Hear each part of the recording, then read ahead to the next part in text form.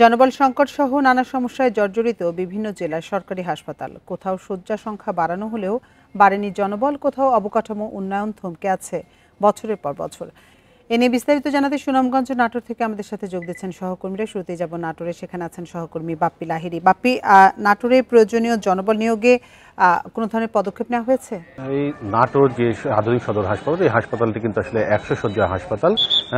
এই ইতিমধ্যে এই হাসপাতালটিকে 250 শয্যা উন্নীত করা হয়েছে। তবে 250 শয্যা উন্নীত করা হলেও কিন্তু এখন পর্যন্ত সেই 100 শয্যার যে জনবল ছিল সেটা দিয়ে কিন্তু আসলে এই হাসপাতালটি পরিচালনা হচ্ছে, যার কারণে এখানকার রুগীদের সেবা গ্রহীতাদের আসলে হয়রানির শিকার হতে হচ্ছে। এছাড়াও এখানে কিন্তু আসলে যে এই পর্যাপ্ত পরিমাণে ঔষধ সরবরাহ না থাকা, এখানে কিন্তু আসলে এই বহির্বিভাগে যে রোগীগুলো আসে তারা কিন্তু আসলে চিকিৎসা সেবা বা ঔষধ পাচ্ছে না বলে এখানকার রুগীরা আমাদের কাছে অভিযোগ করছেন। আর এই বিষয়টি নিয়ে যে আমি এখানকার সিভিল সার্জনের সাথে কথা বলেছিলাম, উনি কিন্তু আমাকে জানিয়েছেন যে আসলে উনি অকপটে স্বীকার করছেন যে তাদের আসলে যে 100 শয্যার হাসপাতাল ছিল সেখানেই কিন্তু আসলে জনবল, চিকিৎসক সহ জনবল আসলে অনেকটাই কম ছিল। তবে 250 শয্যা হওয়ার কারণে কিন্তু এই জনবল এবং চিকিৎসক সংকটটা প্রকোপ আকার ধারণ করেছে। এর ফলে কিন্তু আসলে তারা চিকিৎসা সেবা দিতে পারছে না।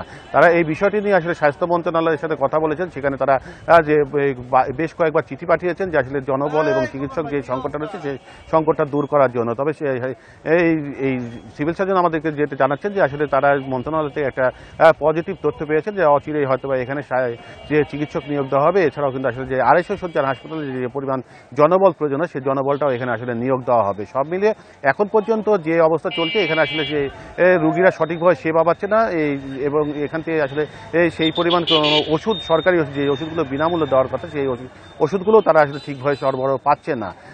এই ছিল আমার কাছে আসলে নাটোর সদর হাসপাতালের সর্বশেষ পরিস্থিতি। বাপি, আপনি সাথে থাকুন। এবার আমরা যেতে চাই সুনামগঞ্জে, সেখানে আছেন সহকর্মী জাকির হোসেন। জাকির, সুনামগঞ্জের হাসপাতালগুলোর সমস্যা নিরসনে কর্তৃপক্ষ কি ধরনের পদক্ষেপ নিয়েছে? দেখুন, হাওর অধ্যুষিত জেলা সুনামগঞ্জ, এই জেলায় প্রায় 28 লক্ষ মানুষের বসবাস। তো 28 লক্ষ মানুষের একমাত্র সবচেয়ে বড় যে স্বাস্থ্য সেবা প্রতিষ্ঠান সেটা হচ্ছে সুনামগঞ্জ 250 শয্যা বিশিষ্ট সদর হাসপাতাল। এছাড়াও 12টি উপজেলায় 12টি স্বাস্থ্য কমপ্লেক্স রয়েছে। তবে সবচেয়ে বড় স্বাস্থ্য হচ্ছে এই সুনামগঞ্জ সদর 250 শয্যা বিশিষ্ট হাসপাতাল। এই হাসপাতালটি আমরা দেখে আসছি বছরের পর বছর নানা সমস্যা, নানা সংকটে জর্জরিত, এখন পর্যন্ত নানা সমস্যা এবং সংকটে জর্জরিত রয়েছে, এবং যার ফলে হাওরবাসী কিন্তু যে তাদের যে আহ, সেবা, সেই সেবা থেকে বঞ্চিত হচ্ছে। আমরা যদি এই সুনামগঞ্জ সদর হাসপাতালের কথা যদি বলি, সুনামগঞ্জ সদর হাসপাতালে আইসিইউ ইউনিট রয়েছে, 10 শয্যা বিশিষ্ট আইসিইউ ইউনিট। গত 2 বছর আগে সেটি উদ্বোধন করা হয়েছিল, কিন্তু সেটা এখন পর্যন্ত চালু হয়নি। আমরা কথা বলেছিলাম এই হাসপাতালের তত্ত্বাবধায়ক ডক্টর মাহবুবুর রহমানের সাথে। তিনি আমাদেরকে জানিয়েছেন এই আইসিইউ ইউনিটটি চালুর জন্য স্বাস্থ্য মন্ত্রণালয়ে বারবার বলা হচ্ছে, কিন্তু লোকবল সংকটের কারণে আসলে এটি চালু করা যাচ্ছে না। এই আইসিইউ সংকট, যে আইসিইউ যে চালু না হয় সুনামগঞ্জে, এই যদি হৃদরোগে আক্রান্ত হয় কেউ, কিন্তু সুনামগঞ্জে কিন্তু প্রাথমিক চিকিৎসা ছাড়া আর কোনো চিকিৎসা কিন্তু এখানে দেওয়া হয় না। আমরা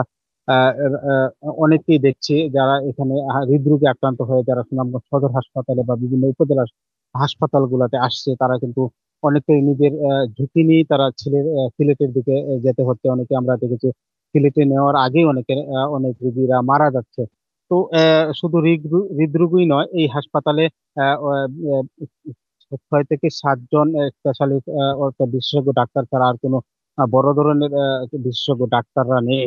তো ডাক্তারদের সংকটের কথা আমরা বলেছিলাম, যে তারাও হাসপাতাল কর্তৃপক্ষ এমনটা বলছেন যে তারাও ডাক্তারের জন্য তারা বারবার চিঠি লিখছে। আমি একটু ছোট্ট করে একটা বিষয় বলে রাখি।